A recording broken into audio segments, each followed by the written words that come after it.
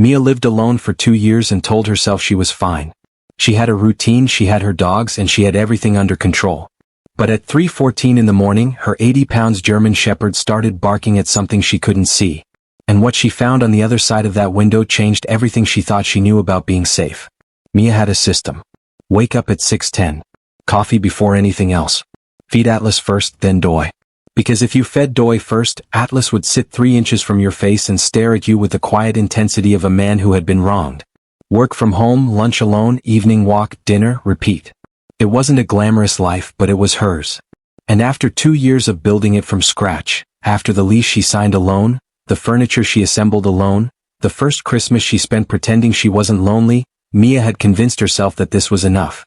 She had Atlas, she had Doi, she was fine. She just didn't know yet how wrong she was. Atlas came first. Mia adopted him at 8 months old from a German Shepherd rescue outside of Columbus. He was already large for his age, 67 pounds of muscle and alertness with ears that stood like radio towers and eyes the color of dark amber. The rescue coordinator handed Mia his leash and said with complete seriousness, "He's going to take his job very seriously. Make sure you give him one." Mia laughed. She thought it was a figure of speech. It was not. Within 48 hours, Atlas had assigned himself 3 responsibilities. First, morning perimeter check. Every single morning before Mia's coffee finished brewing, Atlas walked the entire house. Living room, kitchen, bathroom, both bedrooms, back door. He did it in the same order every time with the focused expression of a man reviewing quarterly reports. Second, door monitoring. Any knock, any footstep on the front porch, any car that slowed in front of the house, Atlas was already at the door before Mia registered the sound, standing perfectly still, head slightly tilted, processing. Third, Mia herself. Wherever she went, Atlas was 2 steps behind. Not in an anxious way, in a deliberate way, like a shadow that had decided its job was permanent. Mia thought she understood him completely. Then Doi arrived. Doi was in every measurable way Atlas's opposite. She was a Dalmatian, 52 pounds with the energy of a golden retriever who had consumed an entire pot of coffee.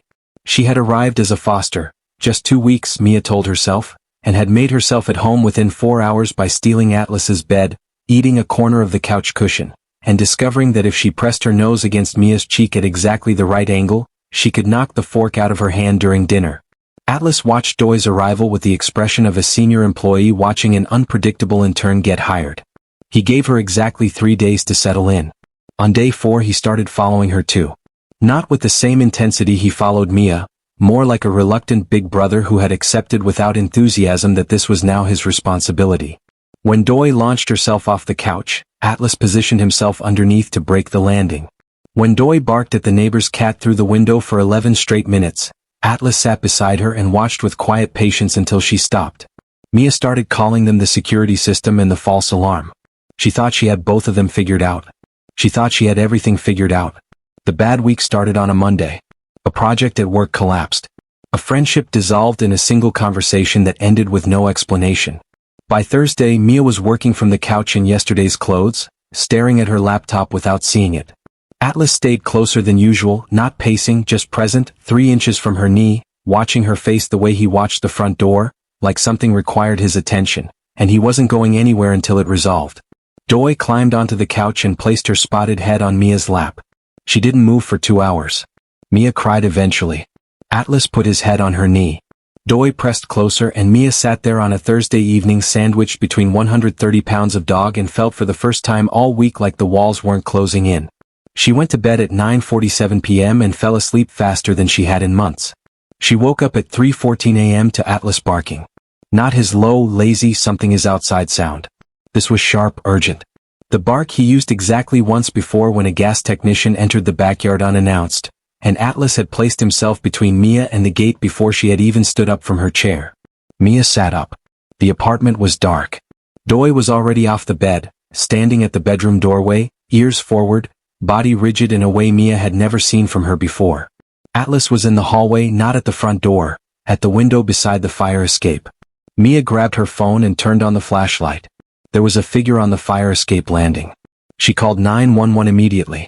Her voice was steadier than she expected. She didn't fully understand why until later, until she looked down and realized Atlas was pressed against her left side and Doi was pressed against her right, and somehow without deciding to she had both hands on both of them. The police arrived in 6 minutes. The person on the fire escape was gone, but they found evidence of attempted entry at the window latch. 2 apartments on the same floor had been successfully broken into that night. Mia had not, because at 3:14 a.m. an 80-pound German Shepherd decided something was wrong and refused to let it be ignored. That was 7 months ago. Atlas still does his morning perimeter check. Same order, same serious expression. Doi still steals his bed. He still lets her. Mia still has her system. Coffee before anything. Feed Atlas first. But something shifted after that night. It's not just gratitude. It's closer to the feeling of realizing that the life you built to survive was quietly becoming something worth protecting. She didn't rescue Atlas and Doi from difficult situations. They came to her whole, stubborn, and decided. But somewhere between the morning perimeter checks and the Thursday crying and the 3 a.m. bark that changed everything, they rescued her anyway.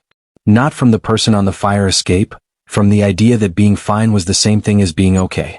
Because sometimes the ones who show up for you most completely are the ones who never needed to be asked. Trust what your dogs are telling you. They speak a language older than words. And if you're thinking about bringing a dog into your life, open your home, your schedule, and your heart. They will fill all 3 in ways you never planned for. Would you trust your dog's instincts over your own in the middle of the night? Or do you think we dismiss them too quickly?